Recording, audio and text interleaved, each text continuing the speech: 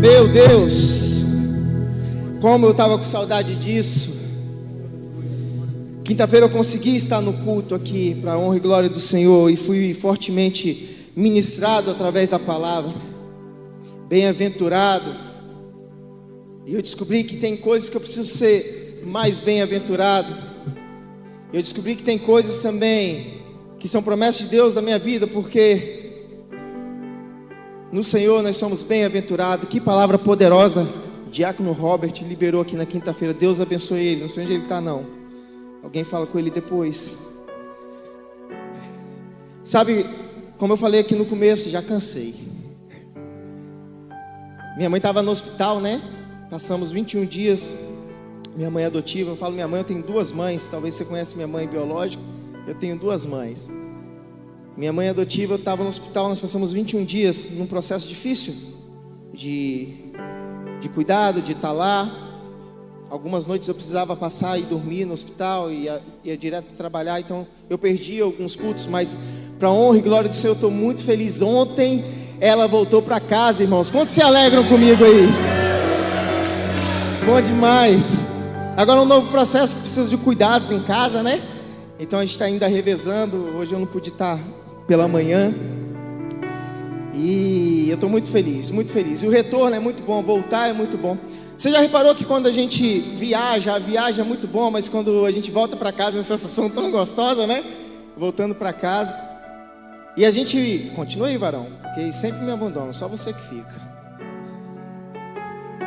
E a gente tem o costume, quando a gente viaja, assim, de voltar, fala assim, a volta é mais rápida. Já repararam que a gente sempre fala isso? A volta é mais rápida? Na verdade não é não.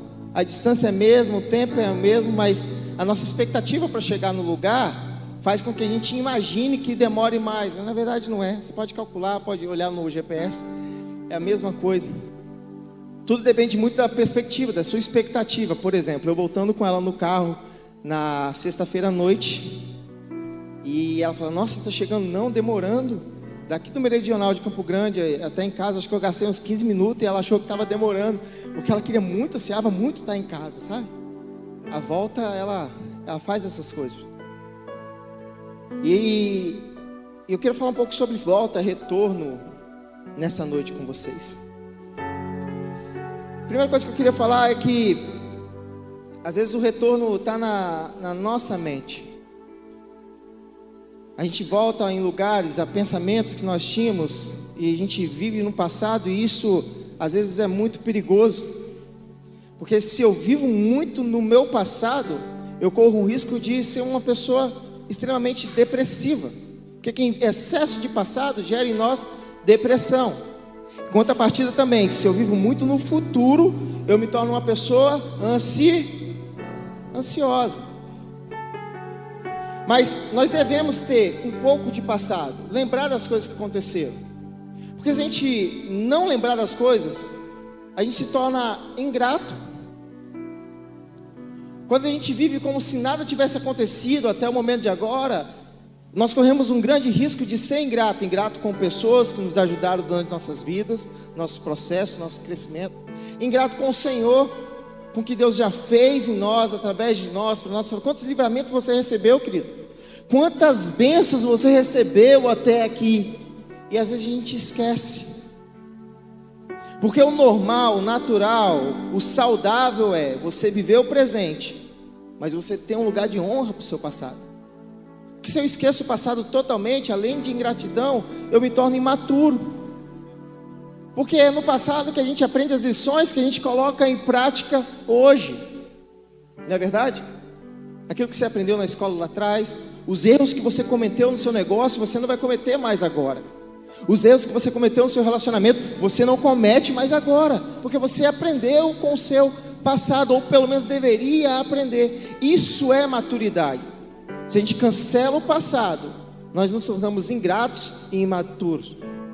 Em contrapartida também, o nosso futuro ele precisa ser planejado, porque quem vive sem pensar no futuro se torna uma pessoa inconsequente, ou seja, não pensa nas consequências daquilo que ele está fazendo hoje. Mas às vezes o Senhor nos leva a lugares que Ele já nos tirou, para que nós possamos acessar aquilo que Ele tem para nós no nosso futuro. Quando Jesus morre, havia uma promessa para os discípulos, e nós cantamos isso aqui: ficar em, aonde? Ficar em Jerusalém. Essa era a promessa. Por quê? Porque do alto eu vou mandar o Consolador, serão revestidos. Essa era a promessa, que é cumprida em Atos 2. Então a ordem era ficar em... Abra comigo agora Marcos capítulo 16, versículo 6. Um abençoado pega água para mim, por gentileza. E à medida que você achar, você faz um barulho de crente aí. Não põe não, por favor. Põe não. Eu quero ouvir barulho de folha passando assim. Glória a Deus. Aleluia. Quem não achou fala assim: espera um pouco. Quem achou fala cheio. Vazio. Eu vou ler, hein? Agora pode colocar. Bonitinho. É meu filho que está lá, ó. Marcos 16, 6 diz assim: não tenham medo, disse ele. Vocês estão procurando Jesus, o Nazareno, que foi crucificado. Ele ressuscitou, não está aqui. Veja o lugar onde haviam posto. Vão e digam aos discípulos dele e a Pedro: ele está indo adiante de vós para Galileia. Lá vocês o verão, como ele lhe disse. Epa! Mas a ordem era ficar em Jerusalém. E o texto que nós estamos lendo aqui foi quando Jesus ressuscitou e as mulheres chegam até o sepulcro. E agora um anjo dá uma ordem para elas. Fala assim, ó, vai lá e fala para os discípulos e para Pedro, que é para eles irem para Galileia. Mas a gente sempre ouviu que é para ficar primeiro em Jerusalém. Por que precisa ir para Galileia? Para a gente entender por que precisava ir para Galileia, nós precisamos voltar um pouquinho no passado dessa história. Voltando 3, 4 dias antes, melhor. 4 dias antes. Jesus é preso no Getsemane. Ele é levado ao Sinédrio para poder ser julgado. E Pedro está acompanhando aquilo tudo. E agora no cenário nós temos Pedro, uma fogueira e uma pergunta. Jesus sendo julgado e alguém fala assim: você não é um daqueles que andava com ele, um dos discípulos dele? E Pedro fala: não, eu não sou não. Uma fogueira, uma pergunta e Jesus. Esse é o cenário. E de novo pergunta para Pedro: cara, você é muito parecido com ele, a sua forma. Você é muito parecido com aqueles que... Era você sim, eu te vi lá, você cortou a orelha do soldado lá, eu vi isso. Não, não sou eu não. Pela terceira vez, uma fogueira, uma pergunta, e a resposta é a mesma. Não era você, só que dessa vez, a Bíblia vai dizer em Lucas, você vai achar esse relato no Evangelho de Lucas. Quando Pedro nega Jesus, o olhar dele se entrelaça. Ele olha para Jesus, Jesus olha para ele, e aquele olhar, quando olha para a gente sabe como é que é. Sabe quando a gente erra, quando a gente vacila, quando a gente peca? E você sente aquele olhar dentro de você. Porque se você não sente isso, aliás, se você sente isso, glória a Deus, porque é o Espírito Santo, porque é Ele que testifica do pecado e do juízo sobre nossas vidas. E nós somos pecadores, irmãos, ou não? Ou só eu que sou pecador aqui com o microfone na mão, eu estou diante de um... Se fazer assim, ó, sai voando dos anjos. Pedro cometeu um erro aqui. Ele nega Jesus, o seu amigo, o seu mestre, aquele com quem ele caminhou durante 3 anos, que mudou a vida dele. Mas havia uma palavra de promessa para os discípulos e para Pedro: ficar em Jerusalém. Mas antes, vão para Galileia. Jesus marca esse encontro na Galileia, porque ele tinha algo para resolver com Pedro. Ele tinha uma sua situação para resolver com Pedro. E nesse Deus que nós servimos, querido, Ele é tão maravilhoso que Ele não deixa a ponta solta. Tem um ditado que diz que Ele não dá ponto sem nó. É isso, né? É ponto sem nó, né? Ele não deixa nada para ser resolvido, não. O nosso Deus, Ele nos tem por completo. Ele quer resolver tudo por completo na minha e na sua vida. E eu quero abrir um parênteses aqui. Se nós servimos esse Deus, que resolve todas as pontas, todas as arestas, como cristãos, aqueles parecidos com Cristo, ou imagem de Deus na terra, nós também devemos ser assim. E eu vou abrir um parênteses aqui e já volto para Pedro.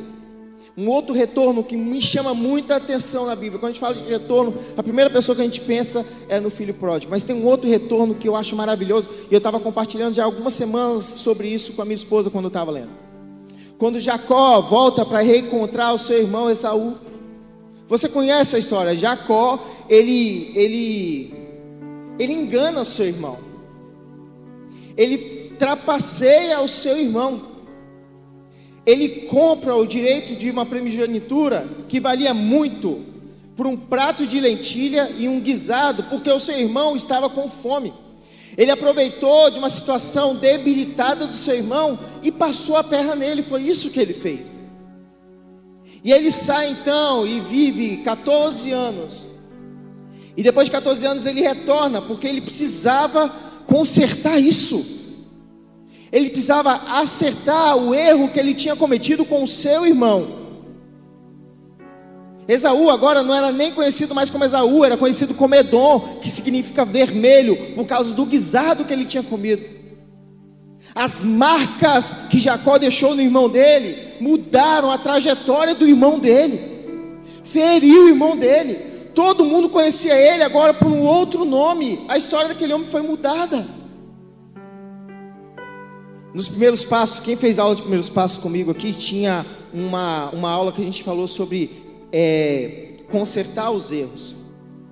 Porque às vezes a gente converte, o Senhor nos chama, e a gente acha que Ele resolve tudo por nós. Não, tem coisas que você precisa resolver, homem. Tem coisas que você precisa resolver, mulher. Tem coisas que você precisa resolver, filho, com o seu pai, com a sua mãe.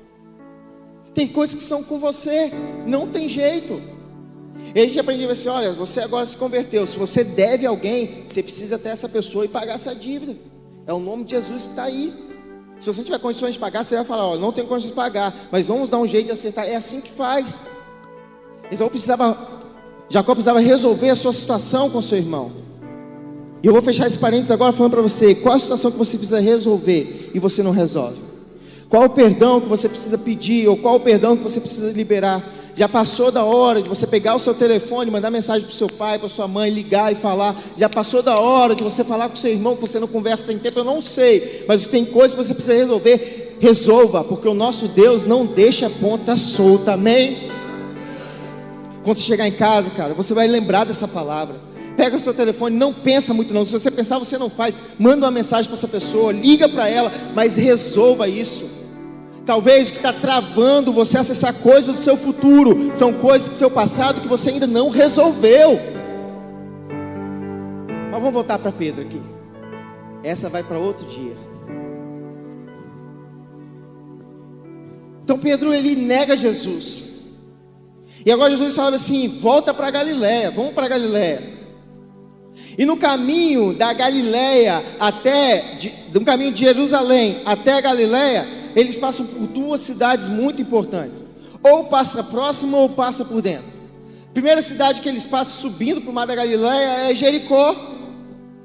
E eu fico imaginando Pedro com aquele sentimento, sabe, de culpa, de frustração. Porque a Bíblia vai dizer que quando ele entrelaça os olhos com Jesus, aquele homem ele chora, porque ele estava arrependido de fato do que tinha feito. Mas ele não sabia se ele teria uma segunda chance. Ainda que Jesus tivesse aparecido outras vezes, ele não sabia. Ele estava ferido por um erro que ele mesmo cometeu.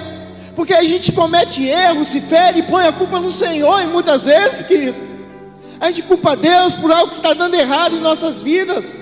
Mas o Senhor, Ele nunca erra, nunca erra. Na verdade, Ele só tem amor e misericórdia para nos dar. Aproveita desse amor e misericórdia enquanto nós podemos, enquanto você respira. E essa situação de Pedro, o que vai acontecer? Eu estou triste demais. Eu estou triste porque eu neguei que eu era amigo dele e ele foi meu amigo o tempo todo. Eu estou triste porque eu não sei agora o que vai ser de nós, porque ele apareceu aqui no meio da casa da gente, mas agora não estou vendo mais ele, já tem alguns dias. E ele vai voltando agora, ele passa por Jericó, e Jericó foi o lugar onde Jesus curou o cego Bartimeu. E talvez Pedro, passando por aquele lugar, lembrou daquele cenário. Talvez Pedro foi um daqueles que mandou ele calar a boca. Lembra que ele gritava, Jesus, filho de Davi, e os discípulos queriam fazer que ele ficasse calado, lembram disso? E talvez passando por aquela cidade, na portão da cidade, ele começa a olhar e lembrar, foi aqui que Jesus fez isso e eu neguei ele. E às vezes o Senhor nos leva a alguns lugares para a gente lembrar daquilo que Ele fez, não na vida de quem nós conhecemos, mas nas nossas vidas. E às vezes o Senhor está nos levando de volta para Galiléia, para a gente passar por Jericó, para Ele restaurar a nossa visão, assim como Ele restaurou a visão dos cegos em Jericó. Porque em meios, quando a gente está nesse lugar de decepção, a gente não consegue enxergar muita coisa, não consegue ver muitas coisas.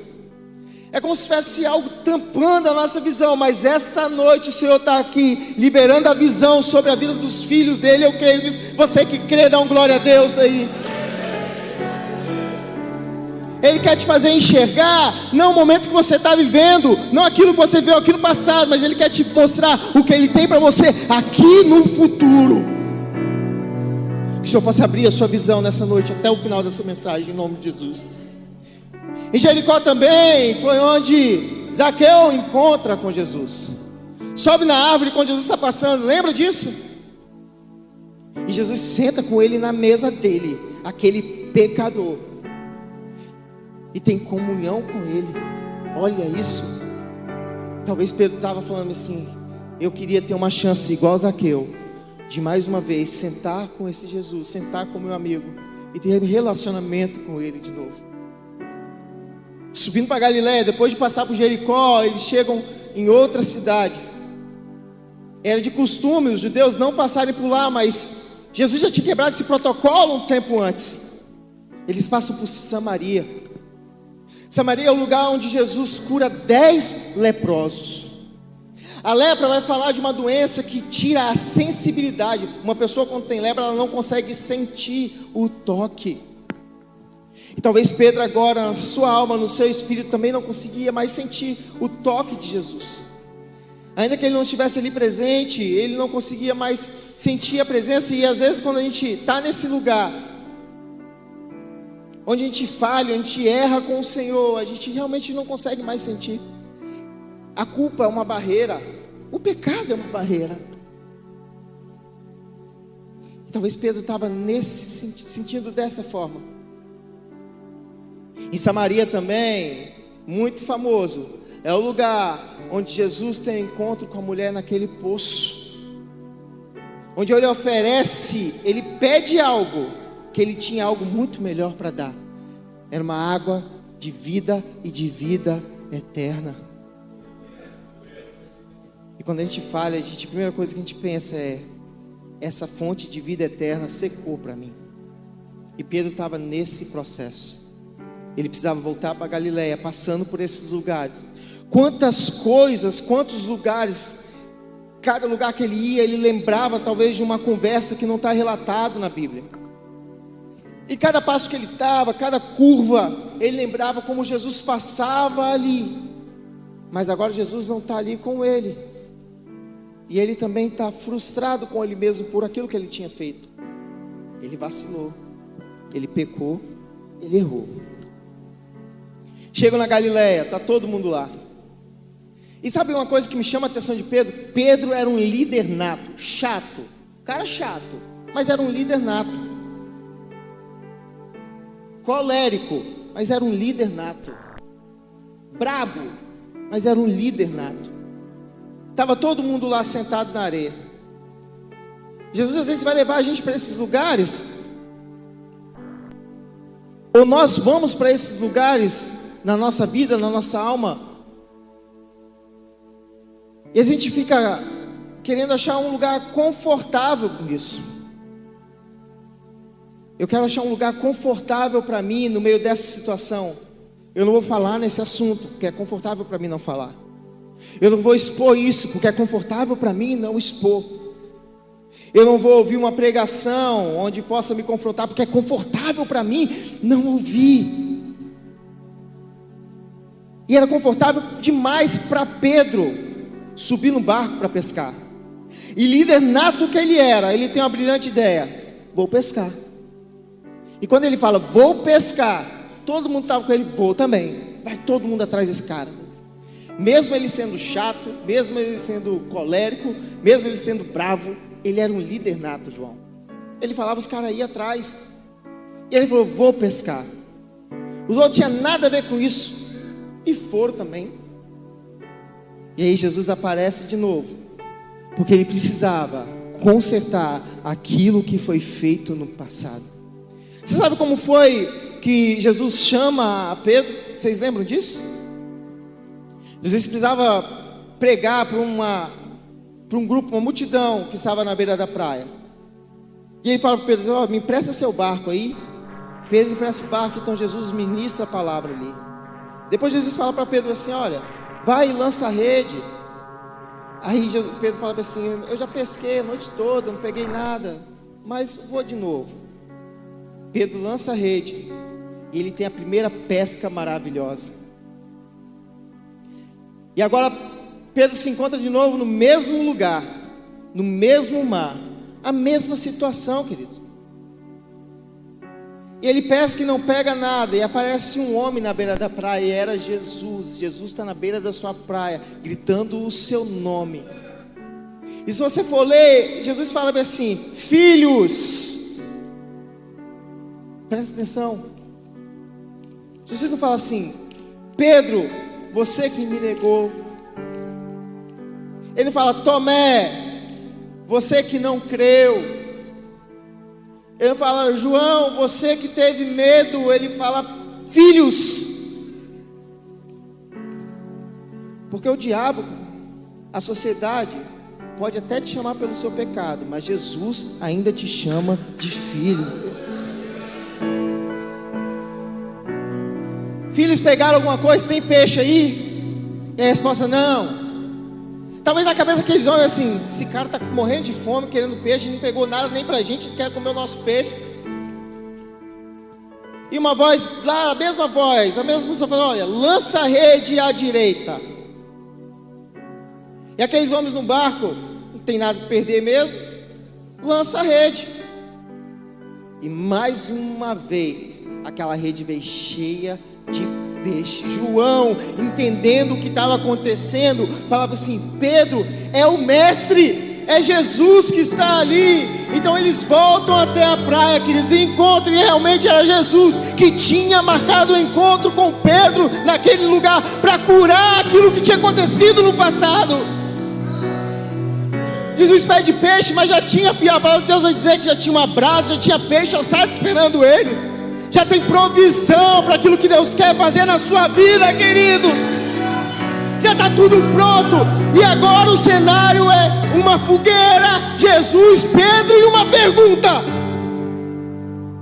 É o mesmo cenário de onde Pedro tinha errado. É a mesma coisa. E você às vezes se encontra no mesmo cenário, no mesmo ambiente. Sabe por que Jesus faz isso com você, queridos? Presta atenção. O Senhor é mestre em tirar você dos lugares onde Satanás tentou te derrubar e te colocar de pé nesse mesmo lugar, queridos. Onde Satanás achou que iria te destruir, é onde Jesus vai restaurar a sua vida. Não, você vai dar glória a Deus em nome de Jesus. Onde Satanás achou que iria te destruir, é onde Jesus vai restaurar a sua vida. Sim. Por que a gente vê ex-drogados, ex-viciados trabalhando com recuperação? Por quê? Por que a gente vê tantos casais com problemas, que já tiveram problemas no matrimônio, no casamento, ministrando sobre casais? Por quê? Porque é assim que Jesus faz. Por que a gente vê tantas pessoas com dificuldade de engravidar e depois que geram, a estéril orando para que as outras deem luz, gerar no ventre? Por quê? Porque Jesus faz isso. Então, queridos, essa doença que você tem, que o diabo tenta te derrubar, não é para te derrubar, é para Deus restaurar a sua vida e você ser usado para ser agente de transformação na vida de alguém. Esse problema que você passou ou está passando não é para derrubar, mas Jesus quer restaurar, transformar a sua vida para que você possa também transformar a vida de alguém. Uma fogueira, Jesus, Pedro e uma pergunta. E agora muda. Todo mundo lá sentado. João já devia estar aqui, ó, no ombro de Jesus. Tem pão, tem peixe. Pedi peixe, mas ninguém sabe o que aconteceu com aquele peixe. Deve ter largado tudo lá. Porque não era mais importante. Porque como foi ministrado aqui, o mais importante é a presença do Senhor. Pedro havia perdido aquela presença. E quando a gente perde a presença do Senhor, às vezes a gente quer procurar muitas coisas, refazer muitas coisas, mas o processo de restauração é primeiro buscar a presença do Senhor, porque é Ele que restaura, não é pelas suas forças. Uma fogueira, Jesus, Pedro e uma pergunta. E agora a pergunta é, Jesus faz para Pedro: Pedro, tu me amas? A tradução para a nossa língua vai dizer bem assim, que Pedro responde: sim, Senhor, eu te amo. Mas talvez a tradução mais próxima que a gente poderia trazer era Pedro falando bem assim: sim, eu gosto muito de você. Uma fogueira, uma pergunta: Pedro, tu me amas? Sim, Jesus, eu tenho um grande afeto por você. Pedro, pela terceira vez, como foi de novo, como foi anteriormente: Pedro, tu me amas? Terceira vez, terceira pergunta. E agora, tu sabes, Senhor. Não é eu gosto de você, não é eu tenho uma afeição por você, não é eu te amo, é tu sabes, Senhor. Tu sabe que eu falhei. Tu sabe que você falou que eu ia te negar e aconteceu do jeitinho que você falou. Tu sabe, Senhor, que eu pequei contra o Senhor. Tu sabe que eu errei. Tu sabe, Senhor. O Senhor sabe. Sabe o que Pedro está falando? Assim, está confessando. O problema da nossa atualidade é que a gente não confessa para o Senhor. Quem dirá para os irmãos? Tinha algo para ser feito na vida de Pedro. Você consegue entender, ter o mesmo raciocínio que eu? Que Jesus, ele muda uma agenda, porque era só para todo mundo ficar em Jerusalém, mas por causa de Pedro, ele manda ir para Galileia, porque ele queria transformar a vida de Pedro. Você já parou para pensar que Jesus, ele faz isso por você também, querido? Você parou para pensar que ele busca ter você como ele quer, como ele teve Pedro? Ele vai achar alguma forma de te encontrar e trazer para esse lugar, um lugar de restauração, um lugar de renovo, um lugar de recomeço no Senhor.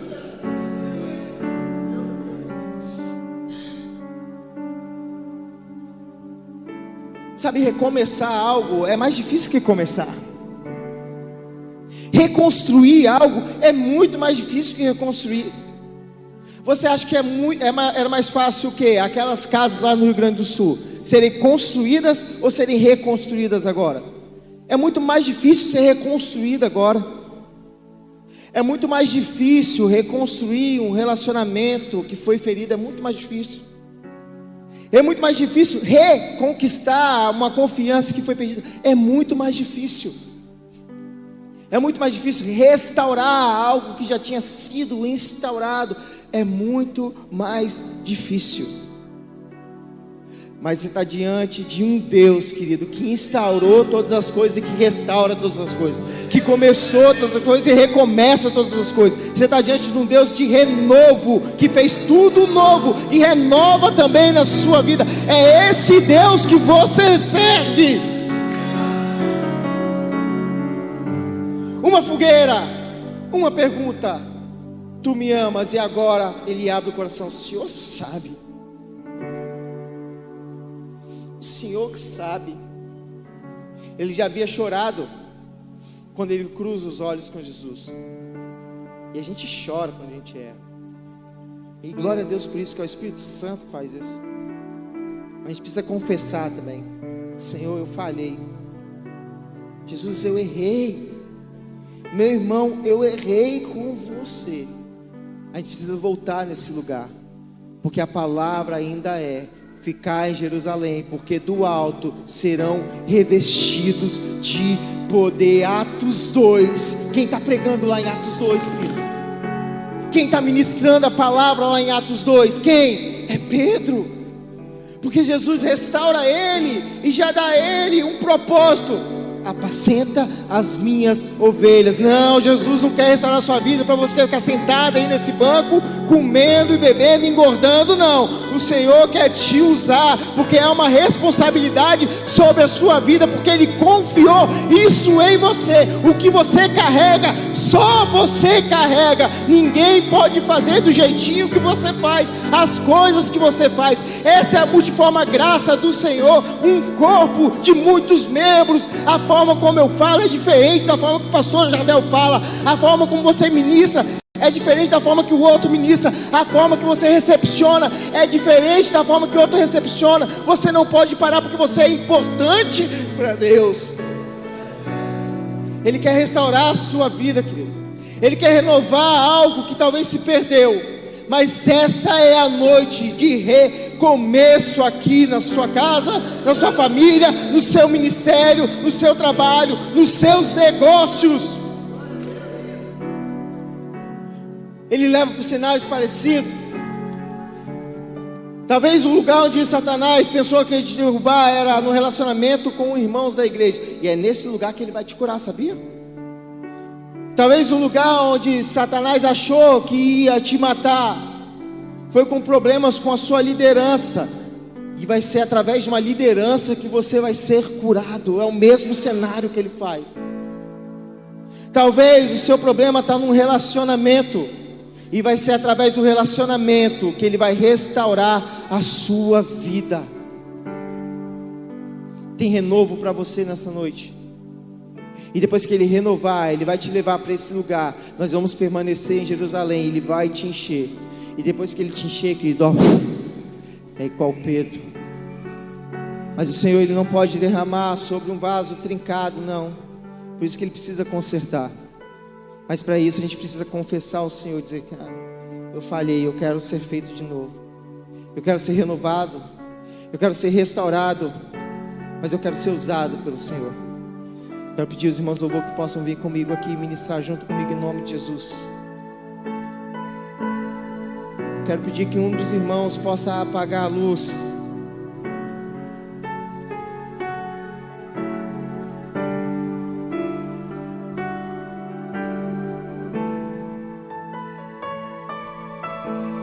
O que precisa ser feito na sua vida é voltar a enxergar como Bartimeu em Jericó voltou a enxergar. É voltar a ter comunhão, como Zaqueu teve comunhão em Jericó. É voltar a sentir a presença do Senhor, como os leprosos sentiram em Samaria. É poder receber a fonte de água viva, com a mulher que estava no poço. O que aconteceu na sua trajetória no passado que precisa ser recomeçado, restaurado, que precisa ser consertado. Jesus está aqui nessa noite te oferecendo um cenário parecido talvez com o que você passou, mas a partir de agora ele pergunta: ei, você me ama? E talvez a resposta no seu coração é: eu não te amo ainda, Jesus. Você bem sincero, eu não te amo ainda. Mas não tem problema, se você tiver uma afeição com Ele, Ele só precisa de uma faísca. Na verdade, Ele só precisa de uma lenha, porque é Ele que traz o fogo. Ele só precisa de um passo para transformar a sua vida. Eu quero pedir para ficar de pé comigo em nome de Jesus.